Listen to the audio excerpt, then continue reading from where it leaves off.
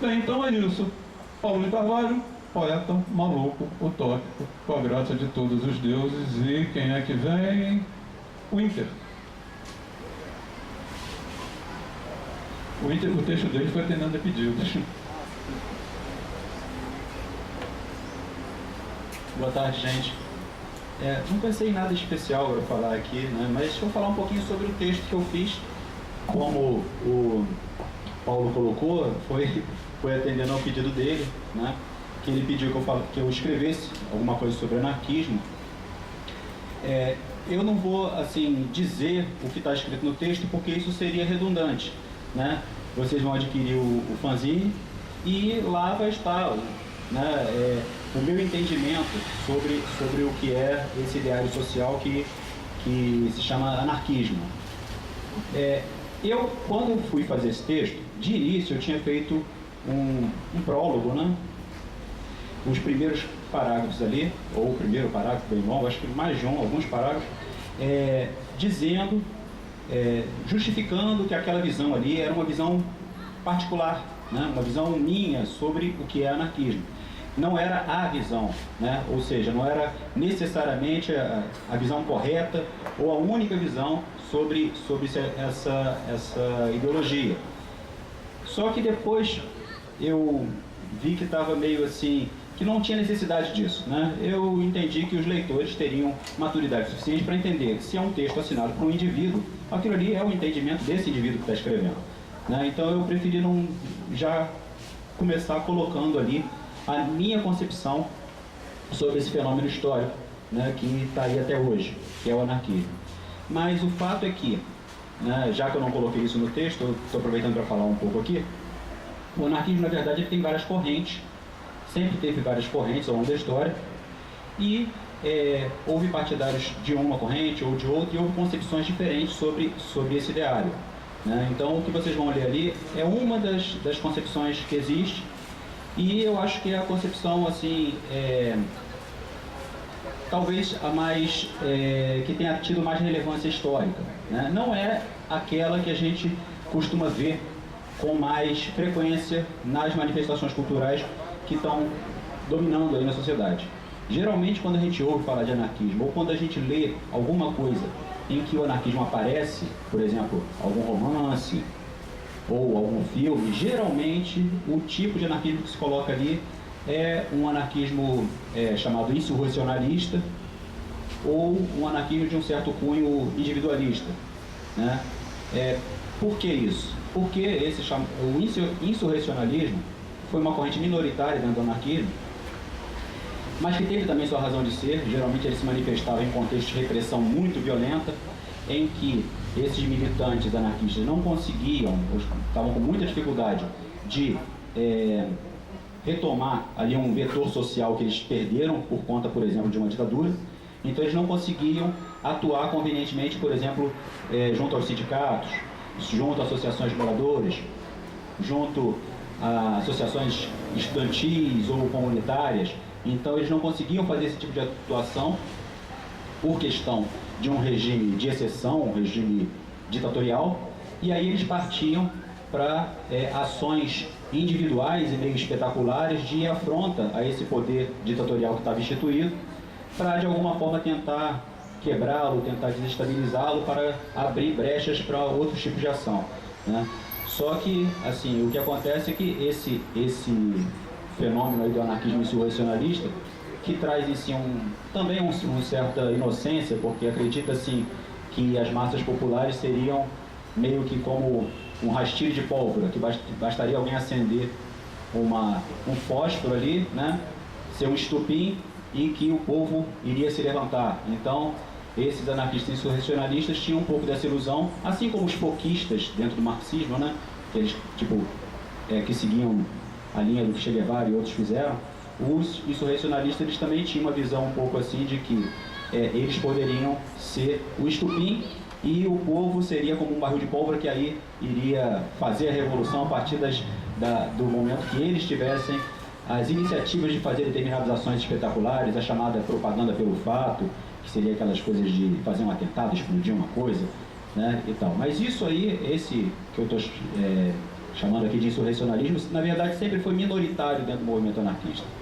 Mas muitas vezes a gente vê um romance ou vê um filme e o tipo de abordagem que está ali, o tipo de anarquista que está sendo enfocado é justamente esse tipo. Por quê? Poxa, ele era sempre foi minoritário dentro do anarquismo, por que enfocam esse tipo? Bem, porque esse tipo, ele se dá melhor para o tipo de trama, por exemplo, que o cinema americano em geral gosta, né? Explodindo uma coisa, dar um corre-corre, uma coisa de ação, né? Muitas confusões e, né, peripécias e muita adrenalina. Então isso aí dá jogo em termos de criação ficcional, né? Dá para você fazer muita coisa, dá para você empolgar as plateias. Então, na verdade, as plateias e os leitores também. Então, na verdade, é por conta disso que esse tipo de anarquismo acaba sendo mais enfocado. Não é que ele não existe, ele existe, mas ele surgiu mais em determinados momentos históricos e ele nunca foi dominante dentro dos movimentos anarquistas existentes, pelo menos nas partes do mundo que eu fiquei sabendo de atuação dos libertários. Lendo esse texto, vocês vão ver, né, qual é a concepção que eu estou colocando ali, como uma concepção mais interessante, mais relevante do anarquismo. Vocês vão ver também porquê do entendimento errado também da palavra anarquismo, porque as pessoas usam no cotidiano, ainda usam, né, menos, mas ainda estão usando, no cotidiano usam anarquia como sinônimo de desordem, caos, essas coisas assim. E, na verdade, isso eu digo no texto, isso não se dá só por uma tentativa de difamar o movimento anarquista. Isso se dá também por um preconceito que existe na sociedade de que a autoridade, o governo é essencial para a organização da sociedade. Então é natural que as pessoas que acreditem que essas autoridades constituídas e o Estado são essenciais para a organização da sociedade, é natural que essas pessoas entendam o termo anarquia como sinônimo de desordem, porque eles acham que a ordem só pode vir de uma imposição de alguma forma de Estado ou algo assim. Eu espero que vocês leiam o texto com atenção, pensem a respeito dele, considerem o que está sendo colocado ali. Eu tentei escrevê-lo também de uma maneira que não ficasse nem com ranço academicista, porque eu acho que isso não é legal, né?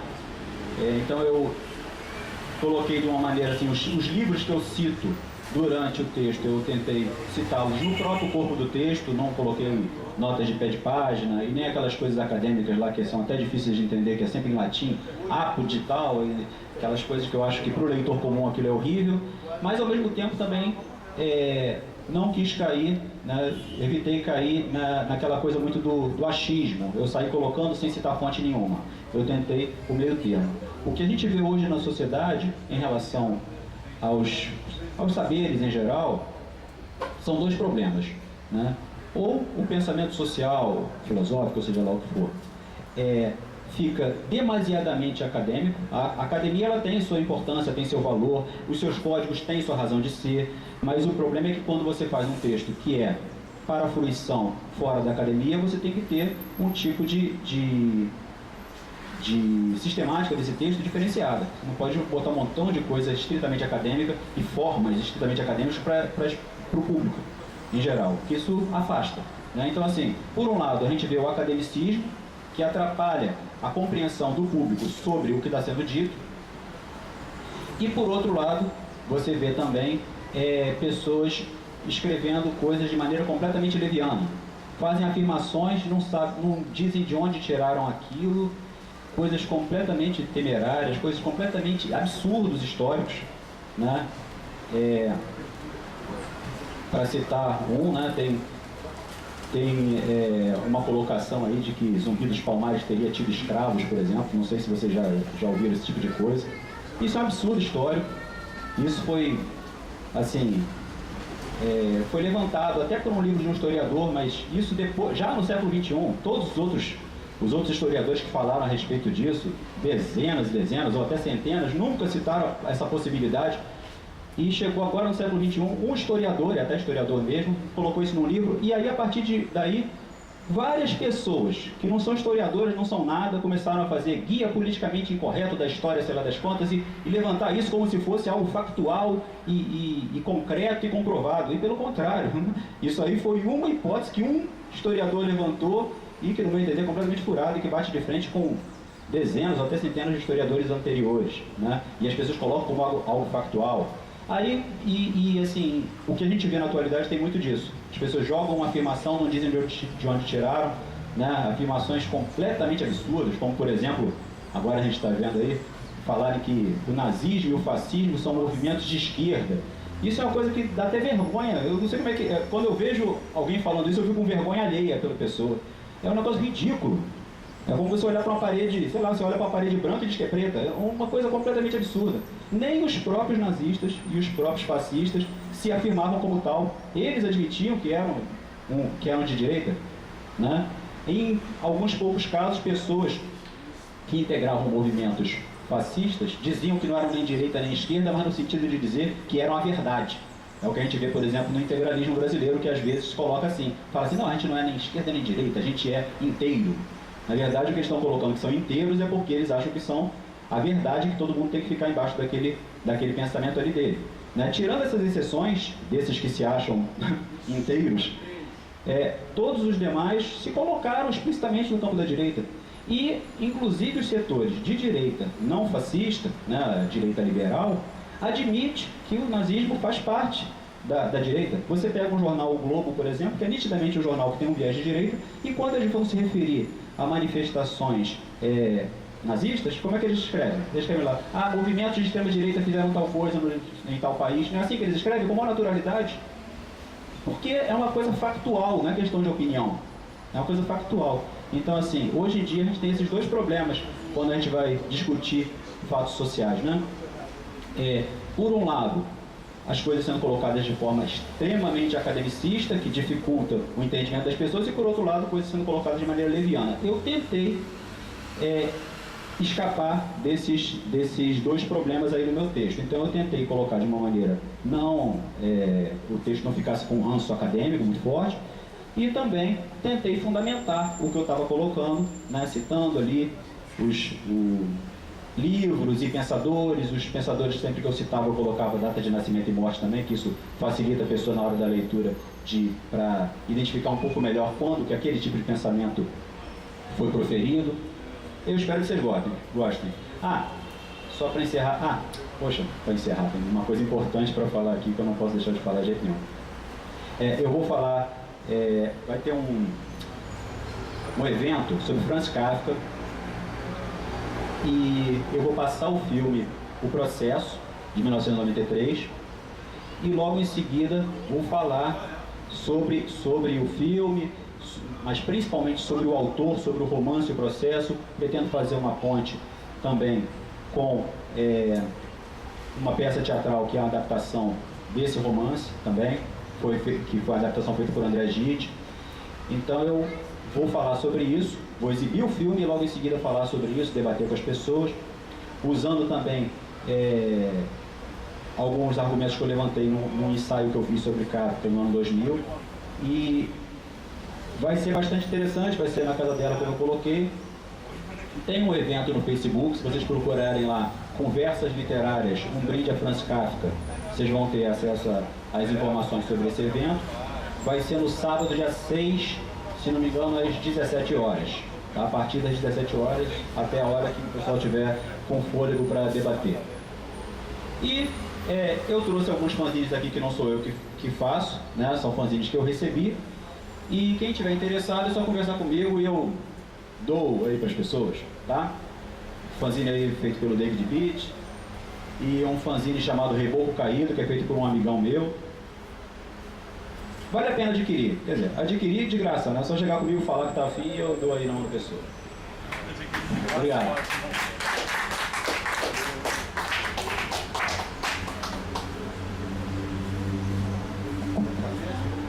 Informando que, pela continuidade, né, do fanzine Alfarrabes, então o próximo fica sendo aqui, já era, né, que é a Tina, que vai ser a próxima garota da capa, e acabo de fechar ali um contrato milionário com a Fernanda Bortoni, que será A quarta garota da capa do Alfarrábio. Gasta uma fortuna para contratar essas moças. Vem pra cá, vem falar com a gente aqui.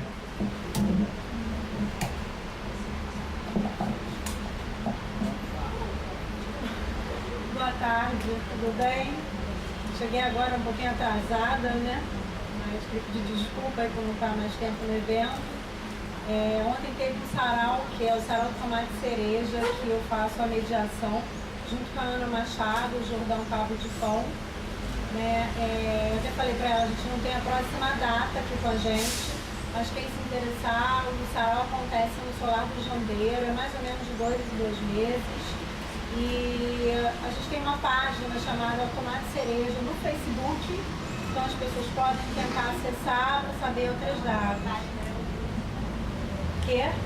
Não é uma página de estudo. Não é uma página, é um grupo. Inclusive quem quiser postar suas poesias autorais e tudo mais, também tem essa oportunidade. Desculpa, eu esqueci de mencionar o Ricardo e a Lucilane, né, que são também membros bem antigos do grupo, né, Tatiana também sempre vai, e que são padrinho e madrinha lá do Tomate Cereja. Né. Eu entrei um pouco assim para o final, né, da edição do Alfarrábios, né, já no finalzinho, a partir da minha participação lá no canal, né, do Quinquilharias e Utopias. E são 2 poemas, eu vou ler apenas um. Nessa conversa que eu tive com a Andréia e com o Paulo, a gente conversou muito sobre o que é a matéria da nossa poesia, né? Matéria de poesia, né? O que constitui a nossa poesia, né? Então são muitas coisas que são a matéria da minha poesia, né? O cotidiano é a matéria da minha poesia, né? As utopias são matérias da minha poesia, né? O ser mulher é a matéria da minha poesia, o ser mãe da Maria é a matéria da minha poesia, a amizade com as mulheres dão muito a tônica da minha poesia, a natureza também é uma matéria da minha poesia. Então, as lutas também são uma matéria da poesia, não é à toa que eu estou de preto aqui hoje, né? Então, acho que hoje é um dia muito menos para a gente comemorar, né? Acho que é um dia triste para mim. Só não é mais triste porque a gente está na rua e a gente está junto, fazendo arte, fazendo poesia e resistindo. Então eu queria ler uma poesia que fala sobre algo que a gente vê toda hora por aí, muita gente não conhece, quem não conhece eu convoco a conhecer, que é uma árvore linda chamada abricó de macaco. Não sei se vocês conhecem, né? Então é a matéria da minha poesia, eu sou muito botânica, né? Minha poesia é muito botânica. Né? E é linda, a gente encontra muito no Rio, no Aterro, aqui no campus da UF tem algumas, ela é uma indecência de tão linda, né? E aí, vocês procurem a abricó de macaco. O nome da poesia é Curupita guianensis, que é o nome científico da abricó de macaco. Então vamos lá. Em outubro ela se abre, indecente coricheiro, escorrega em tapete sobre o chão cotidiano. Ela me entorpece. Sou dessa flor amante e dessa árvore raiz. Sou do tipo que ama e diz, Curupita guianensis, acorda minhas carnes solitárias, descobre minha porção flora, me impregna de sonhos benfazejos, desabrocha-me. Deixa ser sua afilhada, me inicie em seu fulgor. Quero ser aprendiz do seu depravamento, da sua ânsia, do seu ardor. Quero sua beleza ser igual e sua amorosa textura, tão delicada e abundante criatura. Tatua na minha retina essa minha sina de florescer, cobre de exuberância as minhas cicatrizes, se faz cura divinal. Sou toda nua, sou toda sua, me aquece com seu óleo essencial. Sinto febre hipnotizada por sua força, e suores acompanham o meu dia. Sinto arrebatado em delicadeza quando ouso sua companhia. Sou você em intensidade e paixão, sou você em qualquer estação. Benditas são suas rubras pétalas e pêndulos, ao alvoroçar minha imaginação. Sagrado será o tempo de observar sem pressa o bordô, lilás e branco de seu coração. Quando o fétido decompor em seus frutos e tudo que é belo for dissoluto, ainda assim serei você, porque o feio também sou eu, porque também sou aquilo que desagrada e dói. A tensão entre o acidente e a fascinação, entre a perfumaria e o susto, entre o comum e o absurdo, entre o risco e o tesão. Curupita, sua existência é a metáfora natural da minha ardente paixão.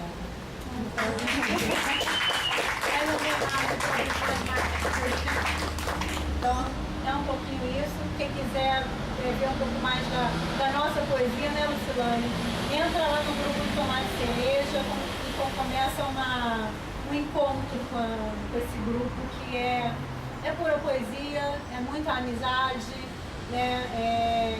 Onde está todo mundo de mão dada para semear utopias por aí. Tá? Obrigada.